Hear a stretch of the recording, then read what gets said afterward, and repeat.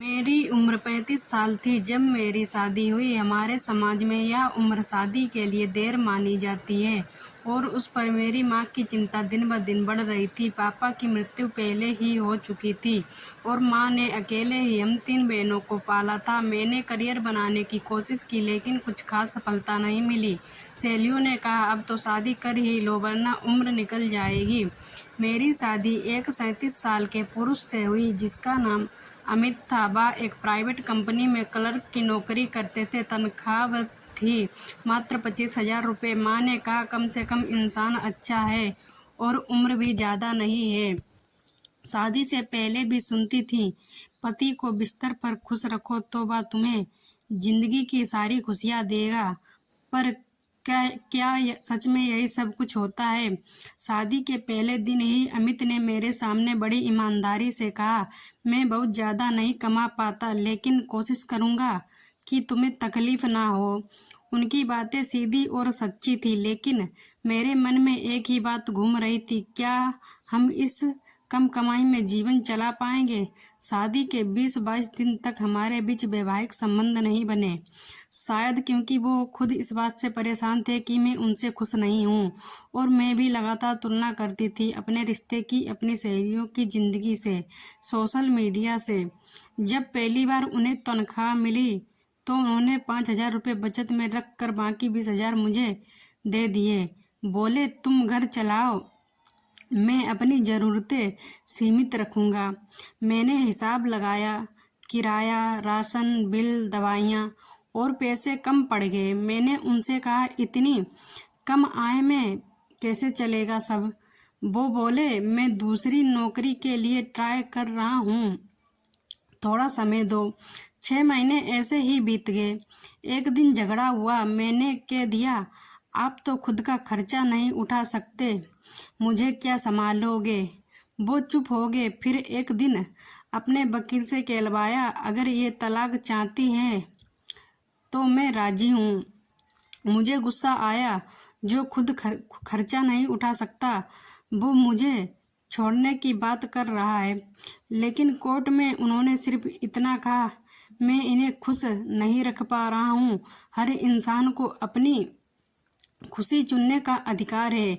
जज ने मुझसे कहा, पैसे कम हैं लेकिन ज़रूरतें पूरी हो सकती हैं, सोचो। पर मैंने नहीं सोचा। मेरा आत्मसम्मान, मेरा गुस्सा, मेरी उम्मीदें सब आड़े आ गए और तलाक हो गया। 6 महीने बाद मैं मायके में बैठी थी। फिर नौकरी की तलाश की। एक ऑफिस में नौकरी मिली। तनख्वाह थी 15,000 रुपये। सुबह 10 बजे से शाम 6 बजे तक काम। ऊपर से बास का व्यवहार, पुरुष सहकर्मियों की घूरती नज़रें और जूनियर्स की चुगली। अब समझ आया कि नौकरी करना कितना मुश्किल है। पहले 20,000 घर बैठे मिलते थे बिना किसी अपमान के। अब 15,000 के लिए पूरे दिन झेलना पड़ता है। ऑफिस में जब लोग मेरे डिवोर्स के बारे में जानते तो उनके सवाल और उनकी नज़रों की भाषा कुछ और होती। समय बीतता गया, मैं काम करती रही।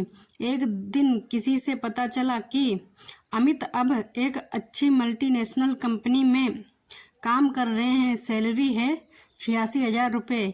ये जानकर मैं भीतर तक हिल गई। वहीं अमित, जो पहले कम कमाते थे, अब इतनी अच्छी पोजीशन पर हैं। मैंने एक लंबी सांस ली और सोचा, अगर मैं उस वक्त समझदारी से काम लेती, प्यार और साथ की कीमत समझती तो आज हमारी ज़िंदगी एक साथ होती। तब मुझे एहसास हुआ, रिश्ते पैसा नहीं, परस्पर समझ, भरोसा और धैर्य मांगते हैं। मैंने अपने अतीत को याद किया, वो छोटी छोटी बातें जो अमित किया करते थे। पानी खुद लेकर देना, मुझे बिना बोले समझ जाना, सब्जी खरीद कर लाना, मुझे सर्दी में रजाई में ढकना, ये सब अब किसी में नहीं दिखता। आज जब लड़कियां शादी से पहले लड़के की सैलरी पूछती हैं तब मुझे लगता है हम सबसे ज़रूरी चीज़ भूल जाते हैं, चरित्र। जिस दिन मैंने ये बात मानी उस दिन मुझे सुकून मिला। और आज की मेरी सीख थी, कोई रिश्ता सिर्फ पैसों से नहीं चलता। अगर पति कम कमाता है तो पत्नी का साथ उसे ऊपर उठाने में मदद करता है। किसी का सम्मान उसकी आय से नहीं, उसके व्यवहार और नियत से करना चाहिए। और सबसे ज़रूरी, प्यार और साथ से बड़ी कोई दौलत नहीं होती। और अब मैं आप लोगों से पूछती हूँ, क्या आपने कभी किसी को सिर्फ इसीलिए छोड़ा क्योंकि वो कम कमाता था, या क्या आपने किसी को इसीलिए चुना क्योंकि वो अमीर था? रिश्तों में पैसा कितना ज़रूरी है आपकी नज़र में? आपके विचार इस कहानी को और भी अर्थ देंगे तो प्लीज़ कमेंट में ज़रूर। वीडियो पसंद आई हो तो वीडियो को लाइक एवं चैनल को सब्सक्राइब करें। और क्या आपने अभी तक चैनल को सब्सक्राइब किया है, yes no? Comment your answer.